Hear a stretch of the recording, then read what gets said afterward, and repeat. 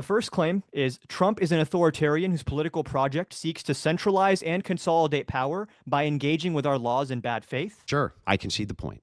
2, he uses his position of power to vilify, intimidate, and oppress his opposition and those he designates as member of outgroups. I cede the point.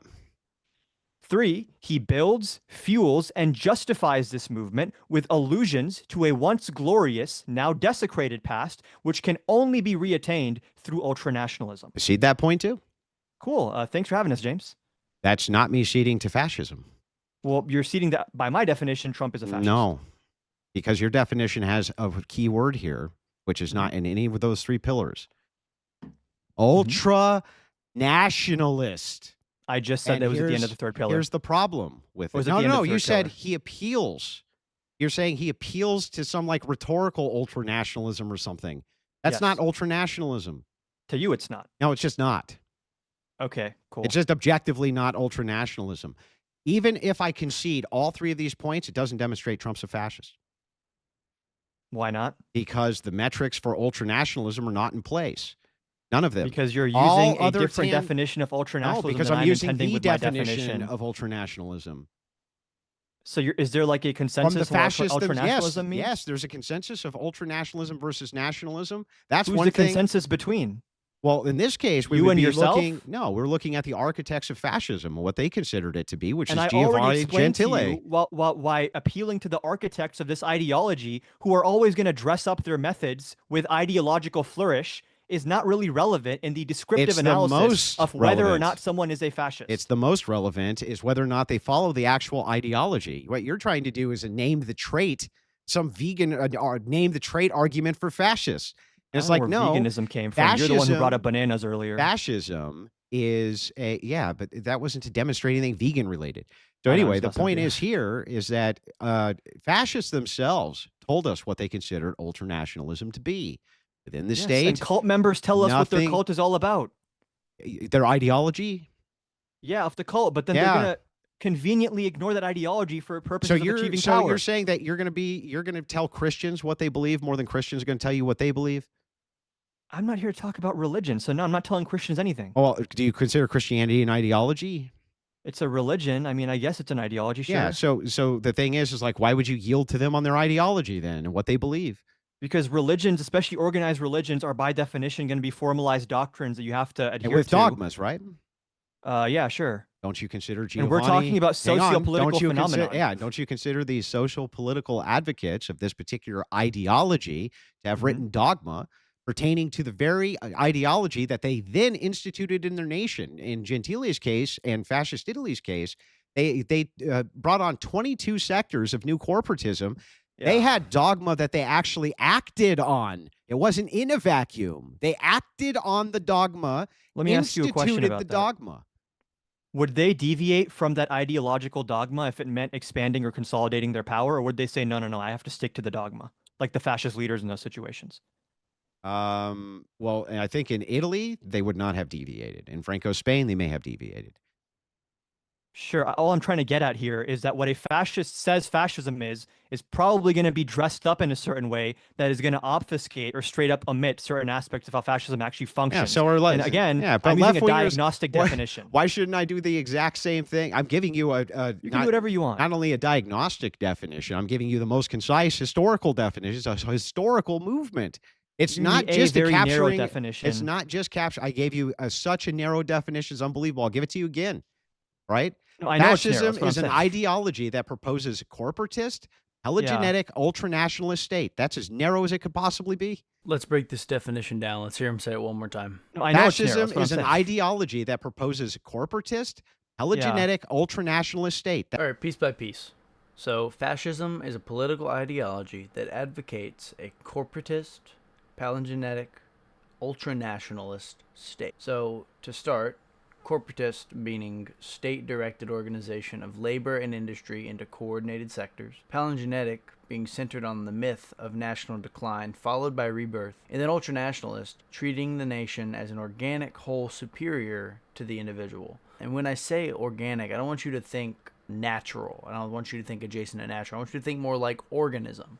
as in cells making up a body. And then, it may be redundant, but just for understanding's sake, I would throw on at the end, in which individual autonomy is subordinated to collective national will. And this will become very important as you go later into this debate. He starts making this argument of how he's rhetorically fascist. And although rhetoric is very important, the key word there is subordinated to collective national will. So the actions are above the rhetoric itself, even though rhetoric is a useful tool. I know. Do you want each of these to? I can No, expand on each of these. I know your definition. You talked about like the merging of the head and the body and the state and whatever. Like I know how you define it. I just don't like that definition. Oh, that's nice. I'm glad you don't like Yeah. it. We could just And ignore. you don't like mine. We could just which you've been ignore talking all about his. for We'll the just past ignore 49 minutes. Yeah, we'll just ignore all historic context for the thing you call the guy. Just like you ignore all the scholars you don't like by calling them leftist hacks. Wait. The main one here, Paxton, right? And I gave Stanley. the olive branch. I was like, look, I like this guy's work. I understand. He is actually a Mhm. scholar who's actually focusing on the issue. He is giving you expounded beliefs. He does utilize some of the historic context, right? And what's But wrong he with almost Jason Stanley? he almost stays completely away from the who cares? He stays completely away from You the care. historic. He stays completely away though from the historic ideas of corporatism, third positionism, and instead he's trying to use a modern lens in which to gift it to you leftists or some shit. It's not. He a stays gift. I don't know completely why away you're from a framing lot it of that, like this. which is why so many people disagree with Paxton. Third positionists. Yes, and Paxton By the way, disagrees with many people. we have modern third positionists right now who are advocating Yeah. for their positions. We've got Keith Uh-huh. Woods. We've Uh-huh. got what was his the other one who used to be a big I can't think of his name. Cultured Thug. He ran a third positionist thing for a long time that gained a lot of steam. There's lots of third positionists actually who we Uh-huh. can appeal to tell us what the third position is, right? Mhm. And what it is that the foundational philosophy is, this and that. Mhm. All what you're trying to do is use morally ambiguous language in order to call your opposition that thing. But you're I'm not not actually making a creating. prescriptive claim. But you're not It's creating. descriptive. Yeah. Well, wait. Prescriptive or descriptive? I'm saying the claim I'm making is descriptive that Donald Trump is a fascist. Yeah, You and could I'm say, yeah, he making- is, but fascism is good. Okay. That's a different Well. conversation. Here's the thing. I'm going to make the descriptive claim that fascism is Mhm. both historic. It's a historic movement, and historic movements deserve historic definitions, and they just deserve to have their historicity brought Mhm. into play when it comes to you defining them in a modern sense so that you can understand what this ideology actually is and that you are completely bereft of that in your definition or even in explaining yourself here. I don't want you to pivot from the Jason Stanley thing. Like, why do you think that he is like It's not it's credible irrelevant here? and tangential. No, it's relevant because you are the one who impugned his Okay, credibility. now he's great. I'll just say he's great. Okay, cool. Okay, anything else? Cool. So, Nope, okay, that was it. great. So anyway, it's tangential, it's irrelevant. That was the pivot. So That's back to this. Okay, that's kind of When we're talking about You don't have to do that. historic, when we're talking about you're the one who made the pivot. When we're talking about Addressing what you historic, said. when we're talking about historic historic movements, they have historic definitions. Feminism does. Christianity has historic definitions. All ideology, communism has historical definitions. All of these things have historic definitions which are laid in to what they actually are. For some reason, you want us to believe we should just ignore that for fascism. I don't want anyone to believe anything. I'm defending my position. If you think I'm wrong, I don't know what I'm supposed to do about that. If you want to be pedantic about what ultranationalism means and ignore every single point I make, that's your right to do. I am curious, when you conceded to my three affirmative claims, was that like a sarcastic, like, okay, liberal, whatever you said, No, or was it I'm like an pointing actual out that concession? even if I cede all these claims, it wouldn't. But do you cede them? It wouldn't demonstrate that. Well, let's go through them one at a time.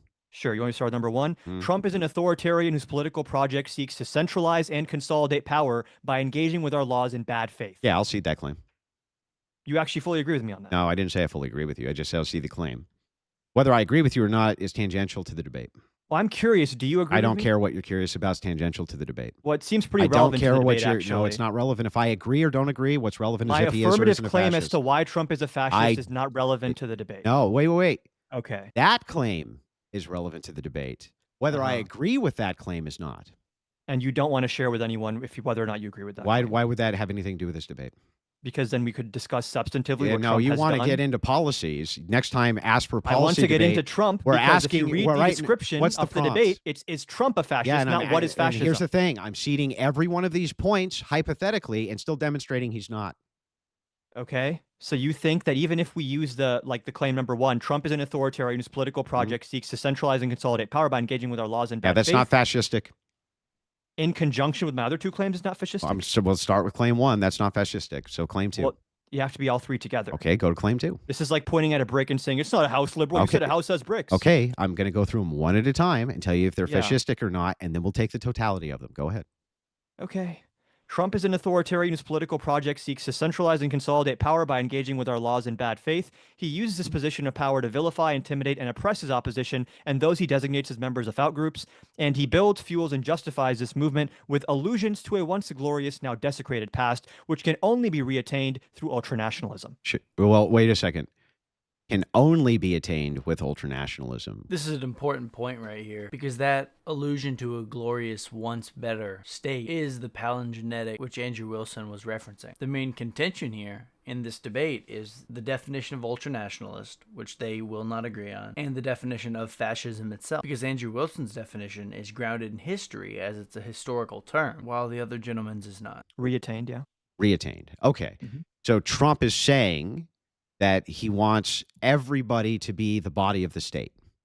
No, he's saying that we have to put America first to re-achieve American glory. That just sounds like nationalism to me. Okay, it sounds like ultranationalism when you look at the actual extent to which he employs this propaganda technique, and What? when you combine it, What's when the you extent? combine it with the fact that it's not in a vacuum, this rhetoric is used to justify authoritarianism.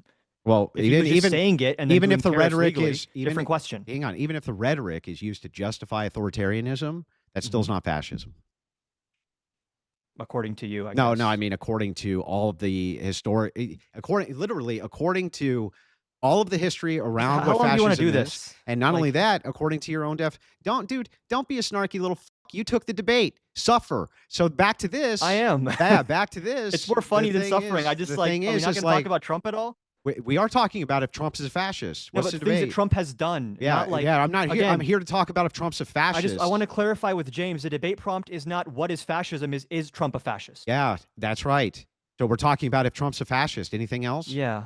Just to be sure, do I understand right? So if we were using Andrew's definition, in that case, Andrew, you would say, no, Trump's not a fascist. Yeah. By Adam, Andrew's you would- definition, I would also say Trump's not a fascist. I wouldn't use his definition. Okay. Right. You're And just then going to use a made-up, non-historical definition. one that for I your think is bullshit. better. using Adam's definition, where would you guys both land? I would still say he's not a fascist because of the ultranationalism. This is the No, this but- is the critique. No. It's just the same thing with like all of these liberal arguments. The biggest issue is that they're not grounded in anything. It's just subjective. His definition comes from nothing. Andrew's is grounded in history. It's grounded in literally where the word comes from, where the ideology comes from. And then the other guy's definition is grounded in nothing. For whatever reason, this guy can't grasp the fact that the conversation cannot progress short of dealing with this problem. If you guys can't agree on the definition of fascism and can't agree on the definition of ultranationalism, then the conversation of is Trump a fascist means nothing. It literally can go nowhere. You're not actually using my definition when you say that. You're projecting your own definition of this, like the subparts of the overall definition, into my definition. So you keep saying my definition doesn't work because ultranationalism, but in my definition, I've explained what ultranationalism actually means, which is a rhetorical strategy it doesn't mean used that. to justify power grabs. That's not what ultranationalism is. If you were to accept that ultranationalism in this context is a justification or a premise used for power grabs, then would Trump be a fascist? Ultranationalism is not defined by rhetoric. It's defined by action. Okay. Action. And by the way, Gentile points this out. Where his whole philosophy was called pure act. Pure Okay. act was his entire philosophy, and fascist philosophy. Pure act. It's an action, not a rhetoric. Giovanni Gentile is the chief philosopher of fascism. He believes that truth is realized through action, not discovered as an external standard. That the state's legitimacy comes from doing, not from prior moral limits. This doesn't mean that fascism is non-rhetorical, but as I stated in my earlier definition, the rhetoric is subordinated to the will itself, to the action. It's not a rhetoric. That's Okay, just I just made want to up ask bullshit. the question. I just want to ask the question again. If you were to accept the way I am using the word ultranationalist I don't in accept this it. context, If you were to, it's called a hypothetical, would Trump then be a I fascist? can't. Listen. You Hypotheticals. can't? Hypotheticals have to map on to logic, right? No, I'm just asking if you were to accept the premise, Yeah. then would it follow that Trump's a So fascist? if it was the case that I Yes. decided to accept the premise is that you say Trump is a fascist, would that make him one? Yes. Oh, awesome. If Cool. so, if you claimed Trump is a fascist and I said yes, he is, you're right. Again, James, thanks for having us. I'm glad What have we we were able to established there? figure this out. I don't really know what we established, but you just conceded, I guess. At What least are you in talking using my about? definition? If I listen, You're saying you using asked my if definition, it was Trump the is a case that fascist. you accepted this, would it be the case that you accepted it? Yes. Mhm. If it were the case that I accepted it, then it would indeed be the case that I accepted it. Good No, thing I don't because- accept it. Well, no, you could then What are you say that talking even about? if you could then say that even if I accepted your definition of ultranationalism in this context, your definition still would not qualify to Trump as a fascist because Trump did no. XYZ You or asked didn't do me XYZ. if it's the case that you accepted this thing, would it be the case that you accepted this thing? No. Yes. I said if it's the case that you accept my definition of one No, part of this accepted. thing, I can be even more clear. That's I not said what if you said. I can clarify what I said. People can also rewind. I said if you were to accept the way I am using the term ultranationalism, then yes. Yes. But If if I were what? to, so now we're in If hypothetical you were to territory. accept what? If I were to accept your framework for this, in this No, case, not this ultranationalism. framework for this. Specifically, my definition of ultranationalism in this context. Yes. If you were to accept If that, I were to, then then- zooming out, would my overall definition and my affirmative claims of fascism apply to Trump? I see. So Yeah. let me show you how stupid this is. Please. If you accepted that this lighter was fascist, would this lighter be fascist? It's not analogous to what I said. at Answer all. my question. If you Yes. accept, yes. Yes. Okay. Oh, great. Look. Not analogous. You just admitted the lighter's fascist. Oh my God. No, yeah, this is not analogous. It's directly analogous. All he's doing is posing a false syllogism and then saying, if you agree with my syllogism, you agree with my syllogism. So if I say all birds fly, an ostrich is a bird, therefore an ostrich flies, that's false. That's false because not all birds fly. But he's saying, if you agree that all birds fly, then an ostrich can fly. Yeah, but that's literally not how it works. Not all birds fly. The presupposition that you're posing is literally just wrong. And maybe I shouldn't say that, but at the very least, the burden of proof is on you to prove why that one should be true. Andrew's burden of proof is in the historicity of the word, of the ideology. And your proof is what? Alright guys, thanks a lot for watching. Leave any comments, critiques, criticism down below. This was a fun debate to watch. I just finished it up today. I've been rewatching some of the stuff. If you don't have the time for it, this is a great summary. This is pretty much how the entire debate went. It was, just a culmination of they couldn't agree on semantics and so on and so forth. But it was very entertaining. I highly recommend it. And with that being said, see you in the next one.